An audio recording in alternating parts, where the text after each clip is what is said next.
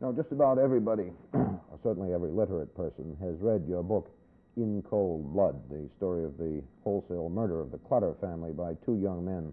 How many copies has that book sold in its hardback and paper-covered versions? Oh, I really don't know, but many millions. How would you compare it with Breakfast at Tiffany's, an earlier success? Well, they're entirely different things.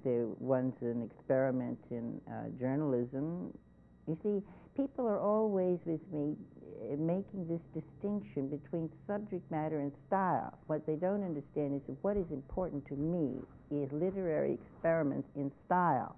And to me, Breakfast at Tiffany's or Other Voices, Other Rooms, which is my first novel, or In Cold Blood, are really one and all the same thing, because they are the serious part is the experiment in literary style, then just shifting the style from one subject to another, which is expanding one's creative abilities. So I don't compare one thing to the other. To me, they're all the same thing. They're just further honings of literary experiments and prose narrative.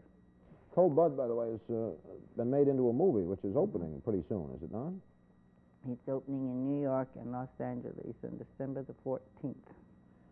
What did you have to do with the making of the movie? Were you active in it? Yes, yes, I was, to a considerable extent, in as much as many people wanted to buy this book for a film, but I wasn't at all interested in selling it, except to someone who would do it exactly as I wanted it to be done. And this involved many things that some studios weren't willing to risk, which was that I wanted a cast entirely unknown. I mean, just all new faces that no one had ever seen, and I wanted it filmed in black and white, and I wanted it done really on location. I mean, every single scene in that film has been made exactly where it happened, including the Clutter house. You know, it's a really extraordinary experiment in realism. One of the remarkable things about the casting was, as I remember, that the two men who were doing the parts bear a striking resemblance to the two boys who committed the crime. Did you have to look a long time to find them? About 8-9 months.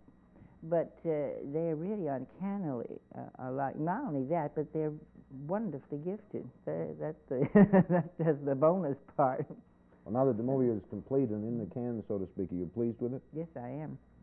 Yes, I'm pleased with it. I think it's a marvelous, remarkable film, but you got to remember that for it to really please me, it would have to have been 9 hours long, because you see all the nuances and all the things in my book. It is impossible in a distillation on a film. The film runs 2 hours and 20 minutes. And for that, I think it's remarkable. As a movie, it's a really, really extremely good, I think. You interviewed, I guess hundreds of people before and during the time that you wrote this book, and I understand that you used no recorder and took no notes, and yet you're able to recall their conversations. How is that?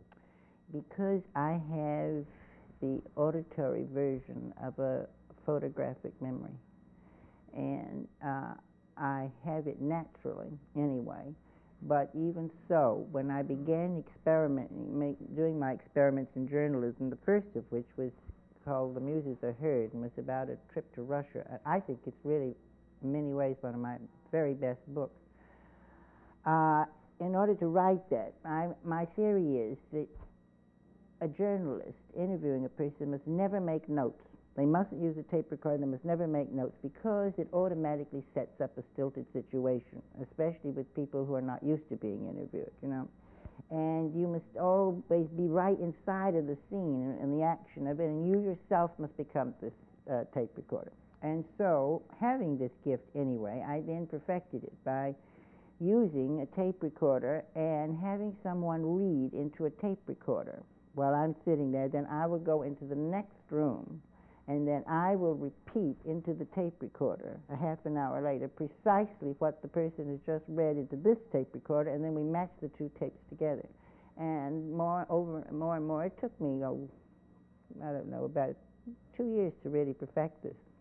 In order to do the job that you did with the killers and their personalities, in the book. You had to get very close to them, to the point, I think, where one of them even kissed you in the cheek before he was executed. Did you find it difficult to talk with men who are so different? No, because you see, I've interviewed many, many, many murderers, well over 100. Well, somewhere between 70 and 100. I mean, in great detail. I don't mean just talk to them. Now, of course, I never have known anybody as intimately as I did these two boys. And maybe I've never even known anyone in private life as intimately in my own life, because I knew them better than they knew themselves.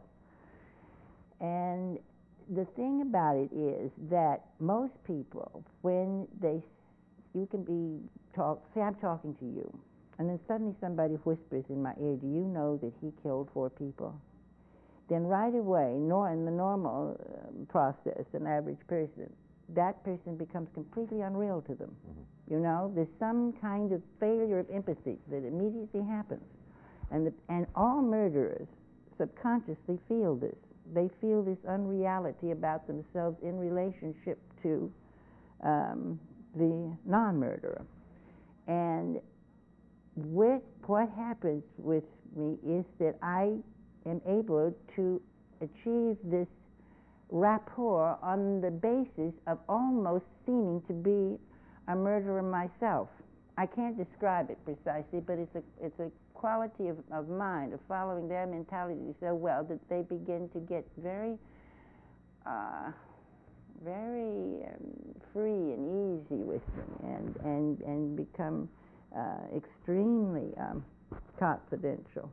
But it's because also a great deal that I confide in them. If they ask me any kind of question, whatever it is, I tell them the truth. I tell them the most intimate sort of things about myself.